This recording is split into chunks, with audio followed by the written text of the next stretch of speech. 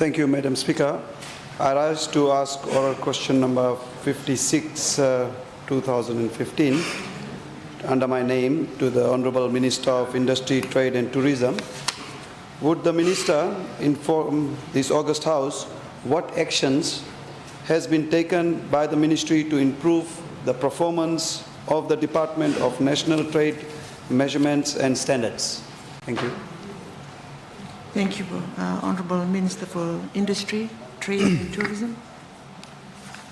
Madam Speaker, I wish to thank the Honourable Sandeep Patel for his question.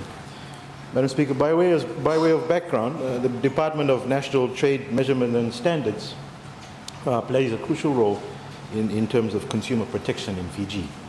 Madam Speaker, the Department, through its Standard Stage and Quality Control Decree, develops the standards for all goods and services to ensure that it's safe and it's of good quality and are kept out of the Fijian market if it's not. Secondly, the other significant role, Madam Speaker, is to ensure that all weighing and measuring instruments used for trade are certified to provide the right readings. Now, Madam Speaker, most people probably don't realize the importance of the Department's role, especially in our daily lives. Measurements and standards are a very important part of our lives, and it's actually from the minute you get up with respect to your alarm clock, and it's for the measurement of the machines and the products we utilize to make our lives easier.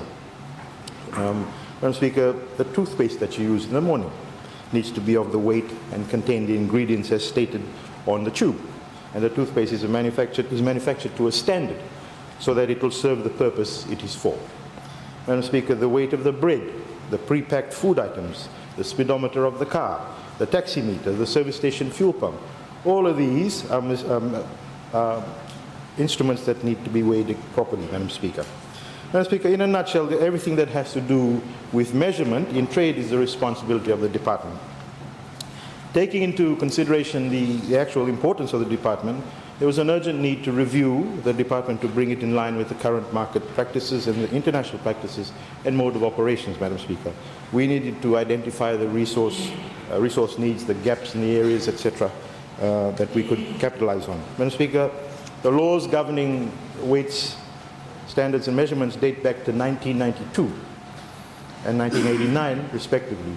With the exception of a few minor amendments, the law has remained substantially in its current form for over 25 years.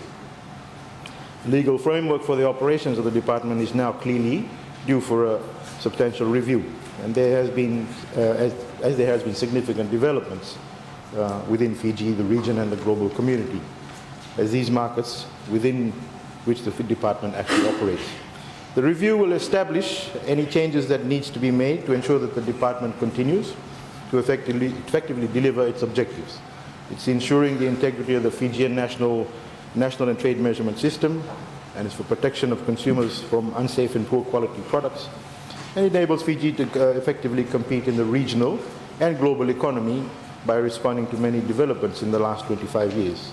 The process of the review, Madam Speaker, began in October 2013 with the International Organization for Standardization, ISO, undertaking a needs assessment, Madam Speaker, of the standards section of the Department.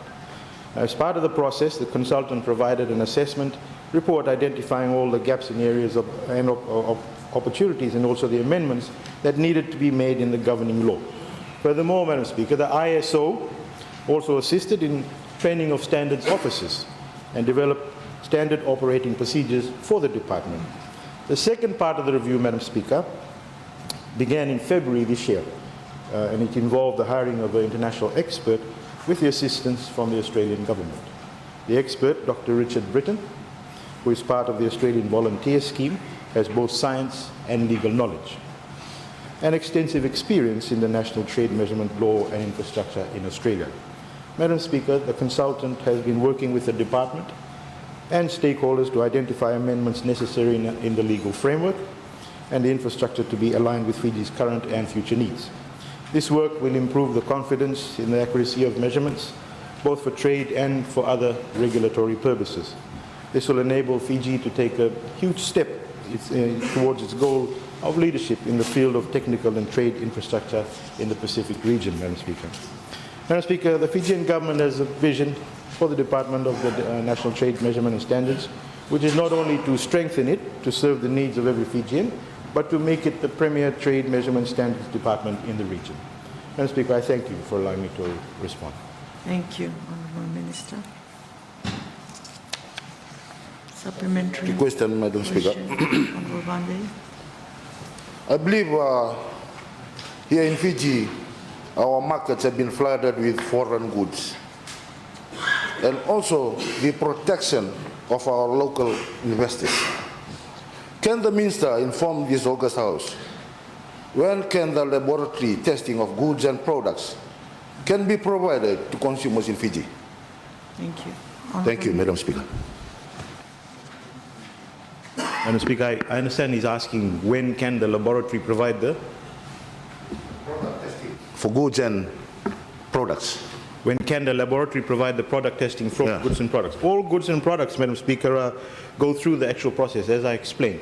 So if there is a particular good that you're concerned about, please let us know and we'll give you the exact testing that it's gone through. Thank you. Honourable Question, Madam.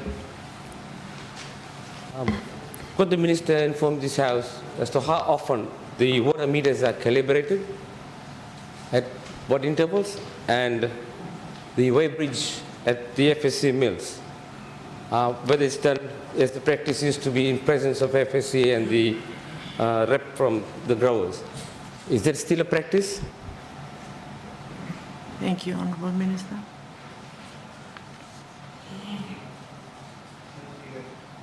Yes, it is a practice. As I said alluded in my earlier answer, all measurements are taken place with respect to anything that needs to be measured.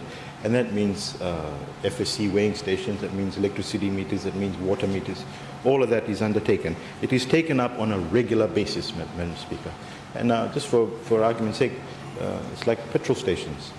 They're just about done almost on a 1 to 3 month 1 to 3 month level. It's the calibration that's required, and all of these things that you've mentioned, Honourable Prem-Singh, yes, it's taken up on a regular basis. Thank you. I'll give Honourable Karwat. Supplementary question. In regards to the police radar gun, Madam Speaker, whether the ministry has the capacity and the standard and the expertise here locally to certify the calibrations of this radar police gun in Fiji. Thank you. Thank you, Madam Speaker. Honourable Minister. Madam Speaker, I think that may be a question that might need to be directed to the Minister for Infrastructure. But from what I understand, if there is a deficiency in the being able to measure, then it is sent off overseas to get measured. So the process of testing does take place.